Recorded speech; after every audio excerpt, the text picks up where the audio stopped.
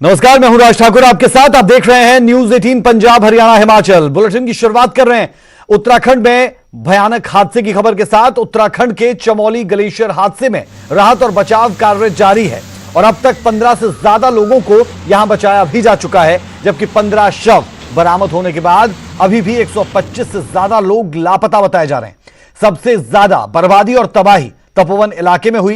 Rescue operation के काम में लगे जवानों के मुताबिक ग्लेशियर के मलबे की वजह से पूरा इलाका दलदल सा हो गया है। रेस्क्यू ऑपरेशन में सेना, भारत तिब्बत सीमा पुलिस, राष्ट्रीय आपदा मोचन बल के जवान जुटे हुए हैं। चमोली में जहां बड़े स्तर पर रेस्क्यू ऑपरेशन जारी है, वहीं कई लोगों को तपोवन टनल से रेस्क्यू करने की कोशिश की जा रही है। अब रेस्क्यू ऑपरेशन में चिनूक हेलीकॉप्टर से भी रेस्क्यू ऑपरेशन चलाया जा रहा है, तो अलकनंदा में भी सर्च ऑपरेशन चलाया जा रहा है।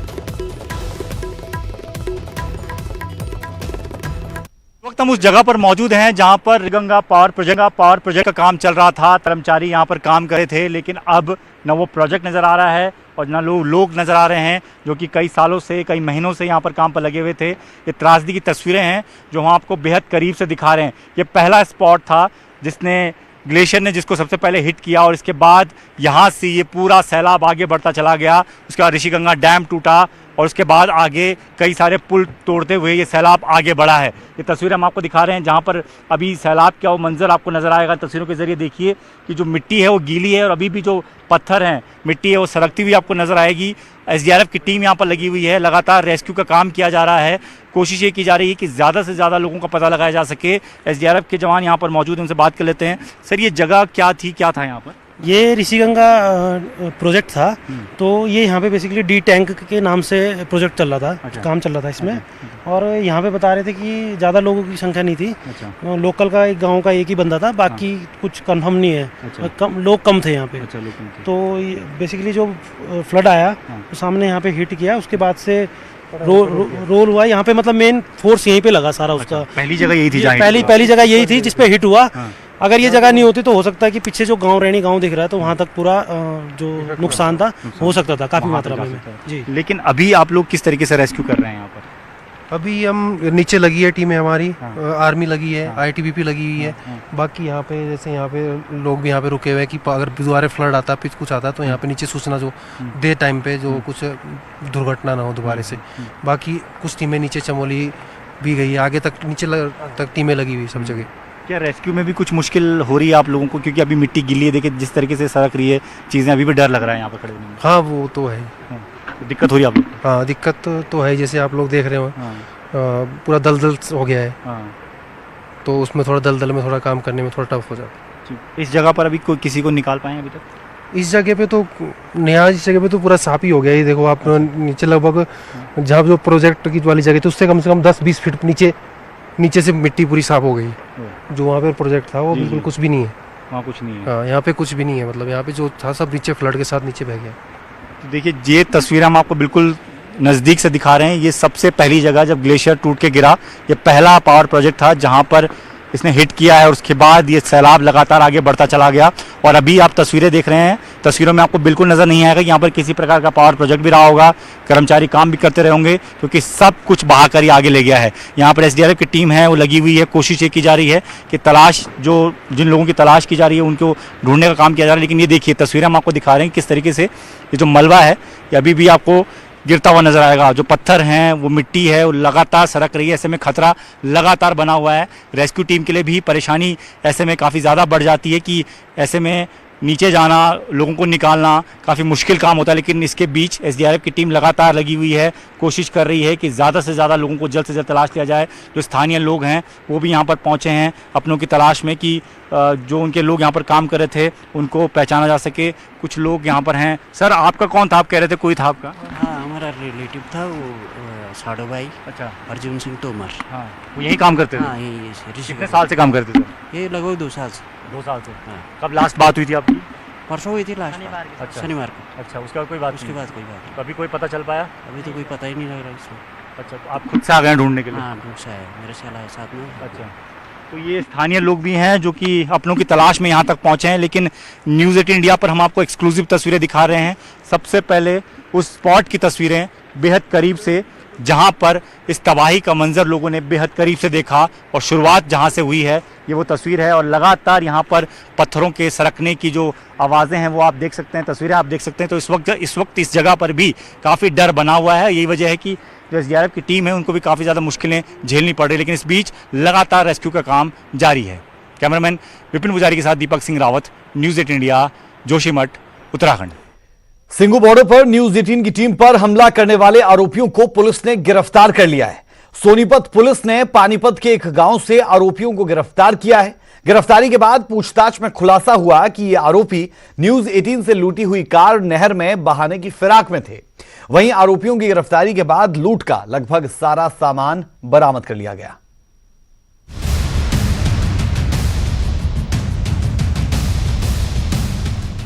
आखिरकार पुलिस ने न्यूज 18 की टीम पर हमला करने वाले आरोपियों को पकड़ ही लिया। 1 फरवरी की रात इन शरारतियों ने न्यूज 18 की टीम पर हमला किया था। इतना ही नहीं, ये हमलावर कार छीनकर फरार हो गए थे, जिसके तुरंत बाद हरियाणा सरकार ने नोटिस लिया, SIT का गठन किया और अब SIT ने इन आरोपियों को काबू कर लिया है। ये बदमाश पानीपत के किसी गाँव में छुपे हुए थे, जहाँ पुलिस ने छापेमारी की और इन्हें काबू कर लिया। हमने एक स्पेशल टीम का गठन किया था जिसने भरपूर प्रयास किए और उनको इस बड़े शॉर्ट टाइम के अंदर सफलता प्राप्त हुई। उन्होंने एक सीक्रेट इन्फॉर्मेशन के ऊपर उनके पास उनको पता लगा कि ये मतलोडा एरिया के अंदर मंजीत और मोहित नाम के 2 व्यक्तियों ने इस पूरी घटना को अंजाम दिया था और उसी के ऊपर काम करते हुए उनको कल वहाँ से कवि के अड्डे से इनको गिरफ्तार किया गया और पूरी वारदात का खुलासा किया गया। हमला करने के पीछे इन आरोपियों का क्या मकसद था, इसके बारे में पुलिस फिलहाल पूछताछ कर रही है, पर जांच के दौरान ये जरूर पता लगा है कि न्यूज 18 की टीम से लूटी गई कार को ये आरोपी नहर में फेंकना चाहते थे। इनका कोई सच कोई आगे वारदात को अंजाम देने का प्रोग्राम नहीं था, जो अभी तक की प्रिलिमिनरी जांच में आया। लेकिन ये क्योंकि नशे की हालत में इन्होंने ये पूरी वारदात को अंजाम दिया, उसके बाद इन्होंने उस गाड़ी को डिस्पोज ऑफ करने के लिए इनकी प्लानिंग थी कि उसको नहर के अंदर फेंक देंगे। सिंघू बॉर्डर पर कवरेज के दौरान न्यूज 18 की टीम पर हमला किया गया था, जिसकी किसान जत्थेबंदियों ने भी निंदा की थी और अब ये आरोपी काबू आ गए हैं और पुलिस इनसे पूछताछ कर रही है। मनोज राठी की रिपोर्ट, न्यूज 18। अब बात करते हैं पीएम मोदी के संबोधन की, जहां उन्होंने राष्ट्रपति के अभिभाषण पर जवाब दिया और विपक्ष पर निशाना भी साध दिया। पीएम मोदी ने विपक्ष को बड़े सधे अंदाज में घेरा और सुधारों को अपनाने की वकालत की। पीएम मोदी ने कहा कि जो दल सत्ता के दौरान सुधारों को लागू करने की बात करते थे, वो आज उन सुधारों से मुकर रहे हैं। अपने 77 मिनट के भाषण में पीएम मोदी ने किसान आंदोलन, बंगाल और कृषि कानून, आत्मनिर्भर भारत और कोरोना वैक्सीन से मानव कल्याण का जिक्र भी किया। लगातार हमारे कृषि मंत्री जी लगातार किसानों से बातचीत कर रहे हैं, लगातार मीटिंगें हो रही हैं और अभी तक कोई तनाव पैदा नहीं हुआ है। एक दूसरे की बात को समझने का, समझाने का प्रयास चल रहा है और हम लगातार आंदोलन से जुड़े लोगों से प्रार्थना करते हैं कि आप आंदोलन करना आपका हक है, लेकिन इस प्रकार से बुजुर्ग लोग वहाँ बैठे ये ठीक नहीं है। आप उनको सबको ले जाइए, आप आंदोलन को खत्म कीजिए। आगे बढ़ने के लिए मिल बैठ करके चर्चा करेंगे, रास्ता खुले है। ये सब हमने कहा है, मैं आज भी इस सदन से माध्यम से भी निमंत्रण देता हूँ। ये बात निश्चित है, हमारी खेती को खुशहाल बनाने के लिए फैसले लेने का ये समय है, इस समय को हमने गंवा नहीं देना चाहिए। हमें आगे बढ़ना चाहिए, देश को पीछे नहीं ले जाना चाहिए। पक्ष हो, विपक्ष हो, आंदोलनरत साथी हो, इन सुधारों को हमने मौका देना चाहिए और एक बार देखना चाहिए कि इस परिवर्तन से हमें लाभ होता है कि नहीं होता है। कोई कमी हो तो उसको ठीक करेंगे और कहीं ढिलाई है तो उसको कसेंगे। ऐसा तो है नहीं कि सब दरवाजे बंद कर दिए बस। और इसलिए मैं कहता हूं मैं विश्वास दिलाता हूं कि मंडियां अधिक आधुनिक बने, अधिक प्रतिस्पर्धी होगी। इस बार बजट में भी उसके लिए हमने प्रावधान किया है। इतना ही नहीं, एमएसपी है, एमएसपी था, एमएसपी रहेगा। इस सदन की पवित्रता समझे हम, और हम ये न भूलें कि कुछ लोग हमारे खास करके पंजाब के, खास करके सिख भाइयों के दिमाग में गलत चीजें भरने में लगे हैं। ये देश हर सिख के लिए गर्व करता है। देश के लिए क्या कुछ नहीं किया इन्होंने। उनका जितना हम आदर करें उतना कम है। गुरुओं की महान परंपरा को, और मेरा भाग्य रहा है मुझे पंजाब की रोटी खाने का अवसर मिला है। मैं जिंदगी में बहुत महत्वपूर्ण वर्ष पंजाब में बिताए हैं, इसलिए मुझे मालूम है। और इसलिए जो भाषा उनके लिए कुछ लोग बोलते हैं, उनको गुमराह करने के जो लोग प्रयास करते हैं, इससे कभी देश का भला नहीं होगा। अच्छा है आदरणीय डॉक्टर मनमोहन सिंह जी यहाँ मौजूद है। मैं उन्हीं का एक कोट आज पढ़ना चाहता हूँ। हो सकता है जो यू टर्न कर रहे हैं वो मेरी बात माने या न माने, मनमोहन सिंह जी की तो बात जरूर मानेंगे। आदरणीय मनमोहन सिंह जी ने किसान को उपज बेचने की आजादी दिलाने, भारत को एक कृषि बाजार दिलाने के संबंध में अपना इरादा व्यक्त किया था, और वो काम हम कर रहे हैं। और मुझे आप लोगों को गर्व होना चाहिए कि देखिए मनमोहन सिंह जी ने कहा था वो मोदी को करना पड़ रहा है। गर्व कीजिए।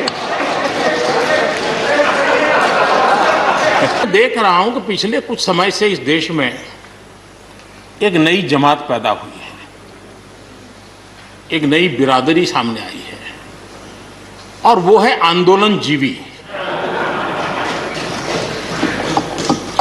ये जमात आप देखोगे, वकीलों का आंदोलन है वो न वहां नजर आएंगे, स्टूडेंट का आंदोलन है वो वहां नजर आएंगे, मजदूर का आंदोलन है वो वहां नजर आएंगे, कभी पर्दे के पीछे कभी पर्दे के आगे। एक पूरी टोली है जी जो आंदोलन जीवी है। वो आंदोलन के बिना जी नहीं सकते हैं, और आंदोलन से जीने के लिए रास्ते खोजते रहते हैं। हमें ऐसे लोगों को पहचानना होगा कि वो जो सब जगह पे पहुंच करके और बड़ा आइडियोलॉजिकल स्टैंड दे देते हैं, गुमराह कर देते हैं, नए नए तरीके बता देते हैं। देश आंदोलन जीवी। प्रधानमंत्री की अपील के बाद बीजेपी सांसद भी अपील कर रहे हैं कि किसानों को आंदोलन खत्म कर देना चाहिए। प्रधानमंत्री जी ने आज जो है राज्यसभा में जो अभिभाषण दिया है उसके अंदर उन्होंने बिल्कुल हमारे किसान भाइयों को निमंत्रण दिया है और निवेदन किया है कि वो आए, जहां कहीं पर भी उनको लगता है कि सुधार की गुंजाइश है, सरकार करने के लिए बिल्कुल तैयार है। सरकार किसी भी तरह से एडमेंट नहीं है कि जो भी हमारे किसान भाई चाहते हैं, जिस भी तरह के सुधार वो चाहते हैं, सरकार बिल्कुल उनको करने के लिए तैयार है। उन्होंने बिल्कुल ये बात को माना है कि 100% कभी कोई ठीक नहीं होता है। अगर हमसे भी कहीं कोई कमियां रह गई हैं तो हम उनको दुरुस्त करने के लिए बिल्कुल तैयार हैं। मुझे लगता है कि हमारे किसान भाइयों को आदरणीय प्रधानमंत्री जी के इस निवेदन को, प्रधानमंत्री जी ने किसानों से अपील की है और इस अपील का असर पड़ेगा और ये जल्दी से जल्दी इसका बीच का रास्ता निकल आएगा। और हमारे किसान भाइयों से हम भी अपील करते हैं कि वो प्रधानमंत्री जी की अपील पर ध्यान देकर बात करें और बीच का रास्ता निकालें। ये जो कर रहे हैं बहुत दिन से कर रहे हैं, लेकिन प्रधानमंत्री जी आज भी हमारे भारत के नहीं दुनिया के नेता हैं, उनकी छवि कभी धूमिल नहीं हो सकती, ना भारतवर्ष की हो सकती। उधर पीएम मोदी के संबोधन पर कांग्रेस का कहना है कि किसानों को उम्मीद थी कि प्रधानमंत्री उनके हक की बात करेंगे, लेकिन निराशा हाथ लगी। उसको आप पूर्ण रूप से देखिए कि क्या कहा था और क्या कांग्रेस चाहती थी। आप उसको उसकी आड़ ना लीजिए। आज के दिन ये बचकाना बात लगती है। सही यही होता कि इस मौके का फायदा उठाकर माननीय प्रधानमंत्री जी, जिनकी ओर पूरा देश देख रहा है, देश का हमारा कामगार किसान मजदूर देख रहा है, कि आज वो ऐलान कर देते संसद में कि तीनों काले कानून वापस हो रहे हैं, तो ये देश के लिए बहुत। वक्त एक छोटे से ब्रेक का, ब्रेक के उस पार कुछ और अहम खबरें।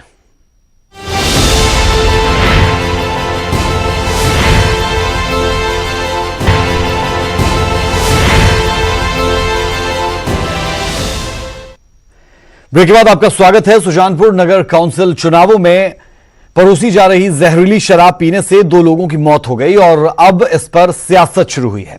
कांग्रेस बीजेपी पर आरोप लगा रही है तो बीजेपी कांग्रेस पर। दरअसल आरोप ये कि वार्ड नंबर 12 के भाजपा उम्मीदवारों ने वोटर्स को लुभाने के लिए शराब पार्टी दी, जिसमें शराब पीने की वजह से एक शख्स की पहले ही मौत हो गई, जबकि दूसरा शख्स अमृतसर के अस्पताल में इलाज के दौरान दम तोड़ गया। अब आम आदमी पार्टी के नेता मौत के विरोध में सुजानपुर में धरने पर बैठे हैं। ਇਹ ਪੇਸ਼ੈਂਟ ਰਾਤੀ ਆਏ 9:30 ਵਜੇ, ਇੱਕ ਬ੍ਰੌਡਡ ਸੀਗਾ ਤੇ ਇਹ ਇੱਕ ਬੱਪੂ ਹੈ ਕੋਮਾ 'ਚ। ਬੇਸਿਕਲੀ ਹੈਵੀ ਅਲਕੋਹਲ ਇਨਟੇਕ ਦੇ ਕਰਕੇ ਐਸਪੀਰੇਸ਼ਨਲ ਨਿਮੋਨੀਆ ਹੈਗਾ ਇਹਨੂੰ। ਆਪਾਂ ਇਹਦੀ ਸੀਰੀਅਸਨੈਸ ਕਰਕੇ ਨਾ ਅੰਮ੍ਰਿਤਸਰ ਰੈਫਰ ਕਰਨਾ। ਨਹੀਂ, ਸਾਡੇ ਕੋਲ ਤੇ ਅੱਜ ਹੁਣ ਤੱਕ ਇੱਕ ਹੀ ਸਟੇਟਮੈਂਟ ਹੋਈ ਹੈ, ਇੱਕ ਹੀ ਮਾਮਲਾ ਆਇਆ ਸੀਗਾ। ਜਿਹੜੀ ਸੁਰਿੰਦਰ ਕੁਮਾਰ ਦੀ ਡੈਥ ਹੋਈ ਆ ਉਹਦੀ ਅਸੀਂ 174 ਦੀ ਕਾਰਵਾਈ ਵੀ ਕੰਪਲੀਟ ਸਾਡੇ ਐਸਆਈ ਆਪਣੇ ਨਰੇਸ਼ ਕੁਮਾਰ ਜੀ ਕਰਕੇ ਆਏ ਨਾ ਹਸਪੀਟਲ ਤੋਂ। ਸਾਡੇ ਕਾਗਜ਼ ਵਗੈਰਾ ਤਿਆਰ ਕਰਕੇ ਪੋਸਟਮਾਰਟਮ ਉਹਦਾ ਕਰਾ ਚੁੱਕੇ ਹਾਂ। ਉਹਦੀ ਮਿਸਿਸ ਦਾ ਬਿਆਨ ਆ ਵੀ ਮੇਰਾ ਆਦਮੀ ਜਿਹੜਾ ਸੁਰਿੰਦਰ ਕੁਮਾਰ ਆ ਇਹ ਨਿਤ ਡੇਲੀ ਦਾ ਹੀ कुरुक्षेत्र में आवारा जानवर जानलेवा बनते जा रहे हैं। बार बार शिकायत के बावजूद समस्या का समाधान नहीं किया गया और अब एक सांड ने एक बुजुर्ग को घायल कर दिया, जिसका वीडियो खूब वायरल हो रहा है।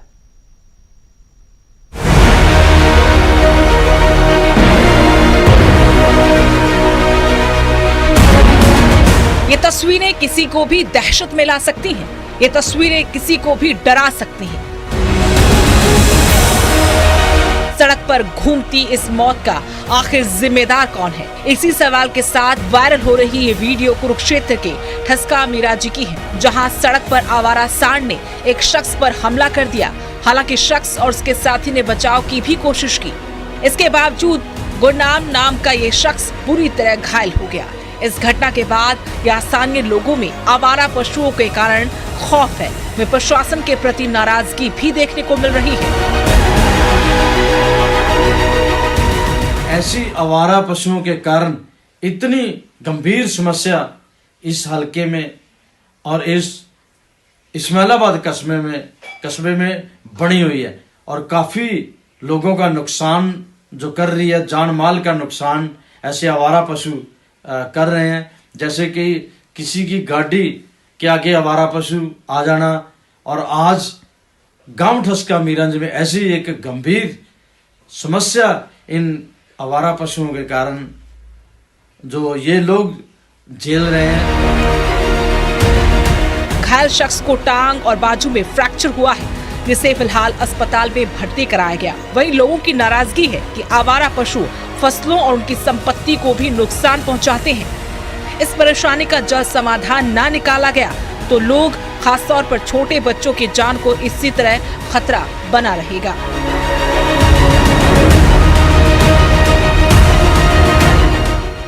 कुरुक्षेत्र से अशोक यादव, न्यूज़ 18।